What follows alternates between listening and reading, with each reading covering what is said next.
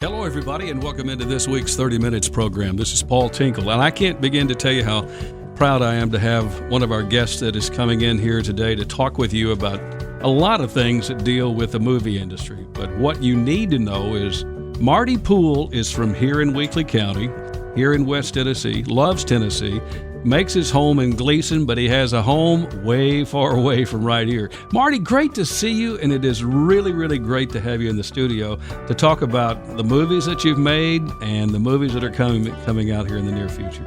Thank you, Paul, man. You know, I appreciate you. You know, I love you to death. We've had a long-term relationship, and I'm always so appreciative of you and Thunderbolt Broadcasting for having me around and helping me. I appreciate that, being from Gleason, Tennessee originally, and now living in Los Angeles for many, many years. Actually, Venice Beach. I live about 7 blocks from the beach right now, so I get my weekends at the beach on the volleyball courts and stuff, trying to stay active and keep that up. And also stay in this crazy film business, which is kind of a lot of fun, especially when it's going well. You grew up in Gleason. You played high school sports at Gleason. Your mom has been the mayor of Gleason. I mean, there's a lot of connectivity between the Poole family and Weakley County. That is correct. I'm proud. I'm proud of Weakley County. I was just at a basketball games that you were announcing. I swear, I don't think Paul Tinkle ever sleeps. I was telling my mom, Diane Poole, mayor, she loves Gleason, Tennessee. She loves Weakley County. But I was telling her, we were sitting over, I said, does Paul Tinkle ever get a nap? Because you're up early in the morning. If I'm ever up early, I hear you. Yeah. And you're going until 10 or 11 at night. So, well, I can remember when you were playing high school football. Now, did you play basketball too? I mean, I was trying to remember that you did.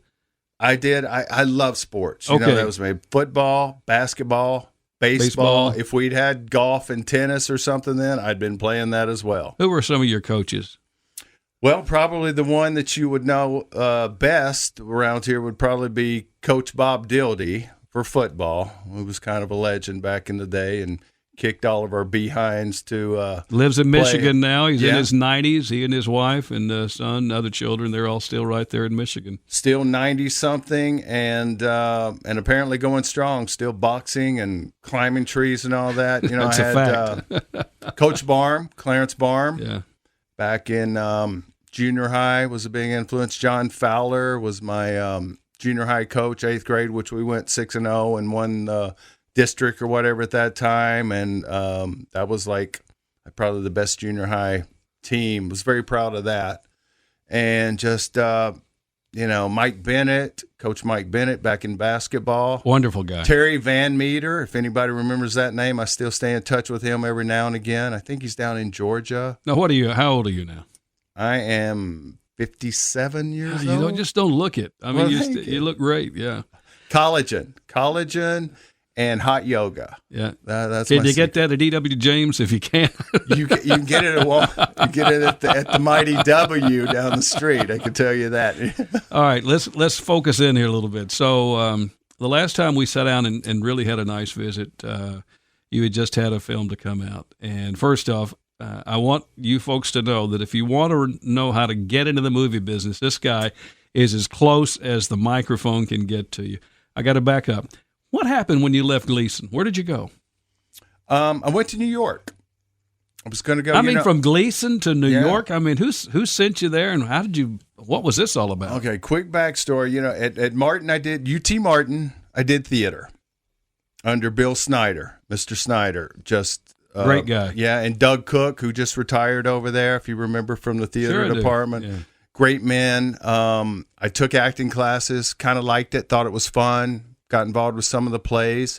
You remember Kayla Carroll? Sure. Yeah. Coach Bob Carroll and Miss Carroll's daughter. That's right. Kayla was up there. Kim Barber from Gleason. She went up there and was doing extremely well, just doing theater and stuff. And, Paul, I always had that burning desire since I was smaller that I felt like not that I was running from anything. I think Gleason and Weakley County and West Tennessee, UT Martin is a great place to grow up and a great place to live and be. But the good Lord was telling me something in my heart was like, I need to, I got to get out and try something. And so I was crazy enough to think that I'm going to go to New York and be an actor. And at least I knew some people in New York. Kayla helped me get a job up there at a sports club, and I ended up working for hotels of Bellman, taking some acting classes. And I'd been there a couple times before. So I went, worked at down at the Old Hickory Clay Company in Gleason after 5 years of college, and saved my money. And mom was supportive, dad was supportive. I think probably my friends, a few people thought it was, what are you doing? You're nuts. But it's like, I got to try this. And went up there, spent about a year and a half, and was taking some classes. New York, from Gleason to New York is a bit of a stair step, like one big leap up the ladder, right? But, I was homesick. It was hard. But, I gravitated toward it. And it was just nice to be out and about and trying to make my way in life. Even after 5 years of college, you think you're grown up. You get out there and you got to bust your butt to make it on your own. It's a different monster, and that's why I advise anybody that wants to get into the business, especially film, music, entertainment, that you really better search your soul and say, is this what I really have to do in my life? Because there's other ways of making money. There's other ways of probably, if you want to be a doctor, a lawyer, professional in you sell shoes, you can go to school long enough, you're smart enough, you will probably work in that business in some way and maybe have a level of success. The film, music, all that, those type of entertainment systems, it's feast or famine, but like I say, I highly encourage anybody to follow your dream. But if you're coming from a smaller place and making a large step up, make sure that that's what you want to do. And if so, go after it. You have to go hard. It's not going to be easy. It's going to be, a tougher experience. Everybody gets a break somewhere. And I mean, it may not be the right break they want, but there was a break where you got into the industry of making movies, performing in movies, or learning the movie business. Yes, I after New York, I met a friend up there that was moving back to California, moving back to Venice Beach in Los Angeles. And he said, hey, Marty, I'm going back. His family was from there. He said, I'm going to go back, and my parents are going to get me a place in Venice. You want to come be my roommate? And I was like, sure, why not? Had never been to California. But Paul, I think in the back of my mind, in my heart, it was like, I like warm weather. The beach is it's not like we grew up watching. It's not like you see on TV. It's not always sunny, warm, palm trees everywhere, beautiful people inside and or out in all spots. But I'd never been to LA, got on a plane, packed my bag. In New York, I never had anything, but I'd lived in 4 apartments in a year and a half. It was just kind of jumping around from place to place. So I got to LA. First day I got there, I think was a March 1st. Went down straight to the beach. It was cold, windy. I said, this is not in the brochure I saw. A little bit different. And, but I stayed at Greg's parents' pool house, that Rod Serling, they own the place. I'll give you a quick backstory on this. They own the old Rod Serling from the Twilight Zone. Remember him? Yeah, of course I do. A legend. They owned the house that he had previously owned back in the day. That's pretty cool. And there was a pool house in back, and that's where I lived. And I was told that is where he wrote a lot of the Twilight Zone episodes, in that pool house. And I think he actually passed away in that pool house, which I wasn't told when I first got there. But so yeah, those are the interesting, fun things you get to do in life, right? So you don't expect. You're in California, and you're there with a friend, and then what happened? I got a job. Doing what? I got a job first. I think I was working as a bartender server at one of the big hotels there. Had never done that job in my life. Had been around it, never done it. And then I had jobs at the Santa Monica Beach Hotel down. So I was doing I was just doing a lot of survival. I was learning how to survive because I really did not like Los Angeles. I was homesick, to be quite honest. Okay. I thought about coming back to Tennessee. I took my GRE, and my grades weren't great at Martin, but I did my my letter to and sent it out, and Murray State accepted me. So I came back and visited Murray State, and I thought maybe I'd go into journalism. Maybe I was going to be the next Paul Tinkle or broadcasting. And, you know, Paul, something in my heart said, Marty, if you leave and you come back, you're going to consider yourself a failure. That you have to go back to LA and you got to give this a try. You got to keep on it. So I went back. I continued to work, took a few acting classes, things like that. I took a couple classes at UCLA. And eventually, I decided I needed to get in the business every day. And the acting, you know, I enjoyed theater and I enjoyed acting, but that really wasn't my passion. I think that's our evolution in life, right? We get through trial, error, osmosis, we figure out where we're supposed to be. I started writing because I always did well in English, was one of my favorite subjects. Who was your English teacher, either out here at the university or maybe back in Gleason? My main, oh gosh, now you're bringing You probably back. had several of them. Yeah, I had tons in Gleason. Well, I tell you, Miss Pam McElhaney, who recently passed away. She passed away, and Mhm. she was my English teacher. Mhm. And we did a school play. She actually, in the senior school play, I was one of the leads. And I think that's what made me fall in love with acting. This is fun. And thank you for bringing that up, because I always appreciated her. And I was sad for her passing, for sure. And God bless her family. My condolences there. And then in Martin, I had Victor. I can't remember, Professor Victor. He was like the English guy. Do you remember his last name? Do you know who I'm talking about? Anyway, he was a lot of fun. And then Dr. Gerald Ogg, who I just was in communications with recently. When I come back, I try to visit him some. That was more in the Communications. The communications side. I had a lot of great teachers back then. So now you're thinking now you want to be a writer, and you have ideas. They're here, and you want to put them to paper. So how did this become? By the way, if you just tuned in, Marty Poole is our guest from Gleason. We're talking about his incredible career in the movie business. Go ahead. Great question.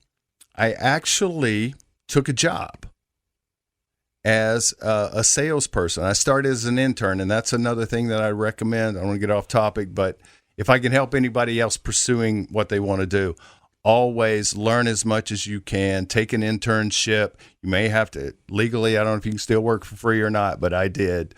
Learn as much, meet as many people as you can, because every job that I've ever had, other than that first one, has been a connection. It's through not someone else. It's not what you know. It's who you know, right? So, and you know, you'll meet a lot of good people that way, and one thing leads to the other. And that's when I took the job. It's like, I don't want to do sales. You know, that's something I didn't. I want to be in the creative side. I want to be doing this, whether it's writing or acting or directing or whatever that may be. But that job as a sales head allowed me to travel. I started going to Cannes, France, 3 times a year, Milano, Italy, go to UK, to London for London screenings. It gave me an opportunity to travel the world and kind of get paid for it. While I was doing that, the company I worked for sells films, does distribution, which is what I also do with Fairway Film Alliance, my company. And what that entails is you bring on films from other outside producers. If Paul Tinkle went and made a movie, you'd say, all right, got my movie. What am I going to do with it? Right? You need someone to sell it, to license it to the United States of America, to Latin America, France, Germany, Italy, all those spots. And that's what the company Artist View Entertainment that was doing. They were handling films. Well, they also they had producers who were making films for them who needed scripts. So Scott Jones, my boss at the time, said, Marty, I know you want to be creative. Write a script. So my buddy, one of my best friends at the time, Derek Costa, and I started writing on the side. And I got 2 scripts made from that alone. The pay wasn't much, but I had property. I had property that was out there that had been made.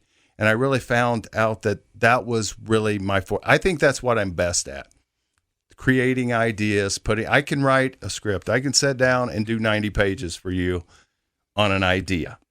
And I like to be very focused when I do that. I get my topic, I fill it in. I can get you a 90-page script. May not be the best script in the world, but I've had 5 or 6 produced now. So now, I'm going to fast forward here because I don't want to run out of time on this. But you took your creative juices, so to speak, and you turned them into a movie. Now, I got to get going quick here on this, but how did you write your first, and what was it that took you to the next level, to the next level, to the next level? Okay, my first script was called Diamond Run.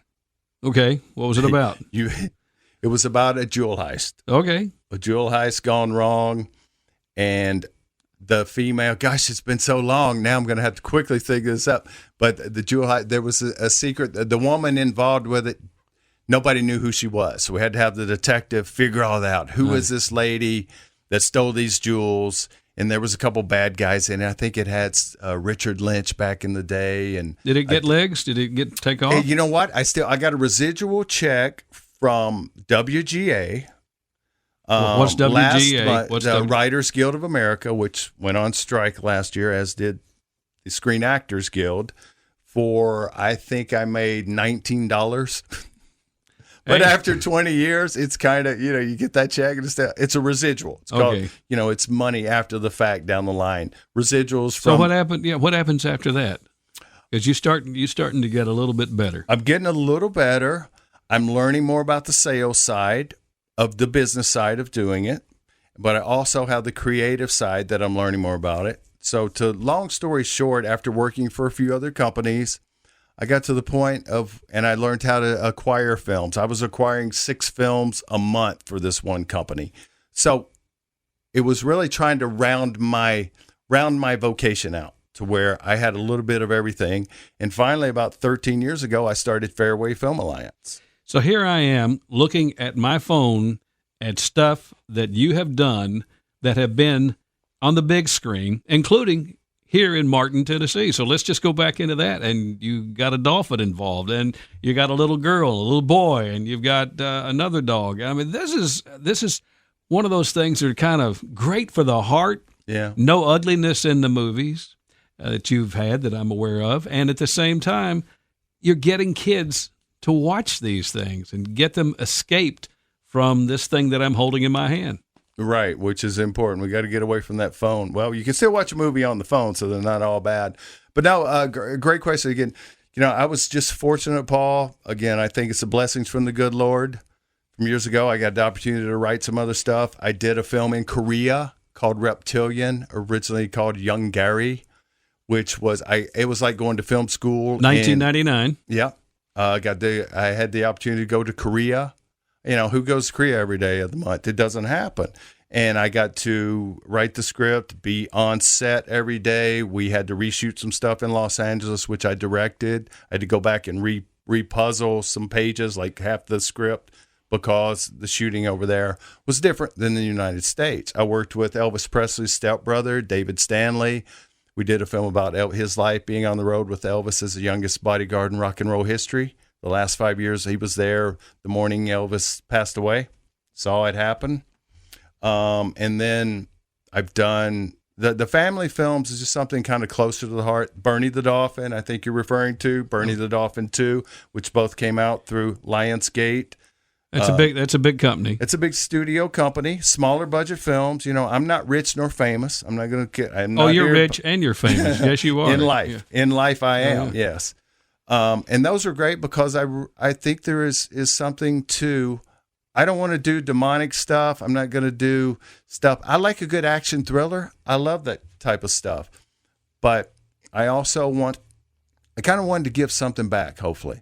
Something family entertainment that we're doing so kids can watch a film and learn something from it. Maybe say your prayers, do the right thing goes a long way. And there's a need for that entertainment in this world and in this business these days. And that's why I think I keep getting blessed on doing those type of films. Yeah. And that was Radar, The Adventures of the Bionic Dog, just came out last year. Thank you for giving me a plug on that. Last time I was in town. It's out now on Hulu. It was released. Let's talk about that. So the movies that you have had your hand all over. So my question is, can they be seen for $5.99 or $3.99 or a subscription for Hulu or whatever it happens to be? Absolutely. All of these films are, and these days, as you know, it doesn't take long. 3 months after release, you're going to probably be able to go on. You can go on to Amazon Prime or go on to Netflix or Hulu or any of the streaming services, Tubi for your free. It depends on if you're paying for something or if you're watching it for free. We're back to the old days where you can go back and watch something with an ad, and you can go back and find all kinds of films. But any of those, you go online, you go on that phone, go on that computer, and type in Radar: The Adventures of the Bionic Dog, and you're going to find a way to watch it. You know, this is something that I don't think people realize, and I'm being very sincere when I say this, of just how incredibly creative that you are sitting here in this room and talking about the successes that you have had. And at the same time, I know you have the rest of your life to keep creating things. But when you come up with a great idea and you know that it's right and you know what it's going to take, then you still have to get people to get on board. And all of that came to a screeching halt with this writers' strike or the actors' strikes, and all these people went on strike.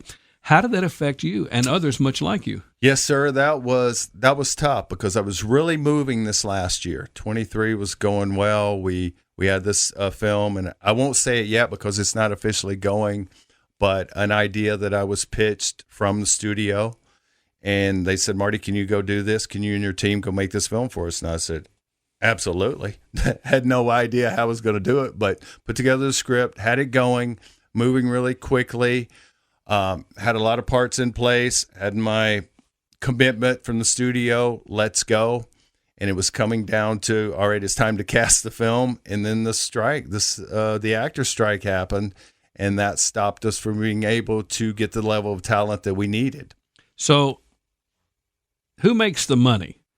If you are the star of the show, do you make all of the money, or is it somebody else? And how do you determine what's next? I may be not even asking the right question. No, I very valid. I think I see what you're saying, or the question would be, those who create are the ones that make the money. I'm leaning on a studio or someone giving me amount so I can go out and find an investor. I still have to go find the investment, a financier that's going to finance the film against a contract stating, let's say it's $1 million movie, and I can get $500,000 for a deal from the U.S. or North American rights. And then I can go out and get tax incentives, tax rebates from shooting in Tennessee or Arkansas or Florida. The Bernie film, Bernie the Dolphin, we shot in Florida. Mm-hmm. We got money. That's all coming back against the budget. So I'm hoping I can get 750 of my million already in place before I can go into production. And then I have the foreign rights that I would sell or try to license them to a bigger company, and that cover the rest of it and get me into profit so I can pay my investors back and pay them a premium on top of it as well. My goal is always to pay back my investment group, because that way they're going to want to give me more money for the next time. There's a lot of people. And Paul, the reality is most films lose money. It goes back to, if you want to be in the film business of trying to be involved in it, it's not necessarily an easy road, because it's not just a pathway. It's not fame and fortune. If you're in it for that, you're in it for the wrong reason. It's the passion behind it. And then you learn, and you learn the system along the way. I've learned so much, and there's so much I don't know. But again, a lot of mine go back to, I've been blessed to be able to do some of these films because contacts I've made over the past 25, 30 years, knowledge I've acquired, hard knocks that I've taken, and then some successes that I've had as well. Marty Poole is with us. We only have a couple of minutes remaining here in our program today. Marty is from Gleason, and if I said Marty struck it rich, would I be right when I say that to other people? Yes, I think you would. Again, I don't think, Paul, that I would trade places with too many other people other than people that I admire or, that I respect. Again, it hasn't been, I live lean and mean. I pride myself I'm a gypsy in a way. Yeah, I got the story when you mentioned the 4 rooms, places you lived in New York. I got that. You got to be lean there. I live like that, but I believe that everything's working out for me. Again, it's a spiritual journey for me as well. You know, I'm very faith driven. I'm a Christian. My parents taught me that. And if I didn't have that faith, I wouldn't have survived. I would not have survived, or I would not have been able to do what I was doing, because I always had that. You're going to be okay, Marty. You're going to be okay. I got to ask you this question because I know you get asked from time to time, whether you're at home or somewhere else. What movie stars do you know? You know, and that's one of those things where I think people just want to know, you know, what they're like. You know, you got to meet them. Well, yeah, I haven't been able to really work. I've met, man, when I worked in the hotel business and all this, I ran into a bunch of people, from Burt Reynolds to Matt Dillon to Kevin Costner to people like that. People I know, you know, I have some friends, people we worked to recently, anywhere from Patrick Muldoon that you'll know from the soap, some of the people know from Days of Our Lives, to Kevin Sorbo, Dean Cain. Superman was in our Radar movie. Abby Cornish, who is she's on Jack Reacher now. There's several people that I've worked with. You know, the biggest I'm going to tell you the coolest person I've ever met. Well, there were 2. One was Jack Nicklaus, because I think Jack's still the greatest golfer ever. Very nice man. And Mr. Rogers. It's kind of like me asking the question from you. Alex Haley for me. I mean, yeah. I sat with him for a half hour, and I've never had anybody to, you know, and hold me. You know, I was just, gosh, I can't believe I'm sitting here with Alex Haley. And you probably might say, yeah, I can't, you know, I'm sitting here with so-and-so. I mean, we know what that's like, and it's kind of fun. But on the other end, they're just like people. They're just like everybody else. You know, they're going to tie their own shoes, you know, all of this other stuff that goes along with it. That's correct. It's a business. I mean, it's a business, and some people happen to be making more money than other people. So true. Well, like I say, Mr. Rogers was just fantastic. I was working as a bellman, and he checked in, and he was just the nicest man. And he was what you saw on television, you know, and he just one of the most inspirational people in history, especially in the television world and for kids. So that was pretty cool. But yeah, we all put the pants on the same way, right? We all have our issues. We all have our ups and downs. And it is called the film business for a reason, Paul. It's a business at the end of the day, but it's fun. You know, the cool part about it is when it's good, it's a lot of fun. So, so what is coming? Give us an idea of what it is, so we'll know ahead of time here. Well, as I said, I think I told you earlier, I have 4 or 5 different projects in the works, maybe 7 or 8. I'm always hustling because everything is go until it's not, and it's hurry up and wait. But I have 4 or 5 things that I think it's going to be a domino effect. When I get one going, another one's going to happen, and then the next one. I'm really praying it's going to be a successful 24, and for everybody out there. Well, that's great, and I can see in your eyes the passion you have for what you're doing. And I'll say it again, I'm still humbled by the fact that you want to make movies for kids too, and that I think is something we got to have more of. Thank you. Me too, Paul. I'd say that's been a big blessing, and maybe we'll have a nice action thriller for you too down there. I think there's room for all kinds of entertainment, but some wholesome, good, fun, loving. Like I say, you know, our kids need some stuff these days, and sometimes some adults. You know, our stuff's actually fun. I think you've seen a couple of the films, and you know, we're just trying to make them fun and make them exciting enough to, after 90 minutes, you're going, I'm glad that was worth my 90 minutes. I enjoyed that. That's my goal. Marty Poole, everybody, from Gleason, Tennessee, filmmaker, actor, creative genius, salesman, bartender, and whatever else you did. Okay. Along the way. Some things I can't tell you along the way. But hope you've enjoyed our program today, everybody. This has been really a nice treat to have you here, and good luck and safe travels wherever you happen to be. I'm heading back to L.A. We'll see you next time, Paul. Thank you so much.